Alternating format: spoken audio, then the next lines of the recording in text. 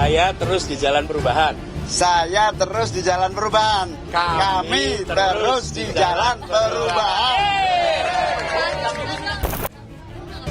Memilih tetap menjaga perubahan, paslon nomor urut 1 Anies Baswedan dan Muhaimin Iskandar menegaskan mereka bersama 3 parpol pengusung, yakni Nasdem, PKB, dan PKS, akan mendukung usulan hak angket dugaan kecurangan pemilu yang digulirkan Capres Ganjar Pranowo. Ketika kita mendengar akan dilakukan, kami melihat itu ada inisiatif yang baik. Kami yakin bahwa koalisi perubahan, Partai Nasdem, Partai PKB, Partai PKS akan siap untuk bersama-sama.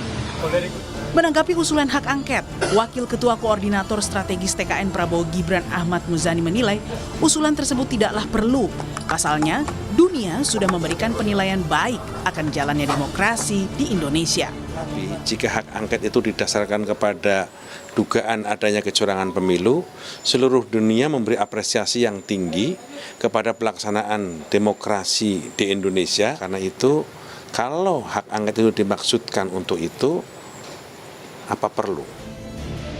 Adapun dari istana, Presiden tercatat sudah 2 kali menegaskan keinginannya untuk menjadi jembatan semua parpol. Salah satunya dengan cara mengundang para ketua umum.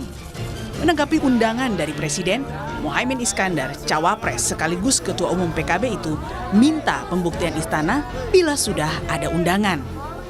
Belum. Kalau diajak bertemu di istana sama Pak Jokowi, Mana undangannya mana? kalau misalnya Undangannya mana? pertemuan di Sebelumnya, Ganjar mendorong partai pendukungnya di DPR untuk mengusulkan hak angket terkait dugaan kecurangan pada pemilihan presiden 2024.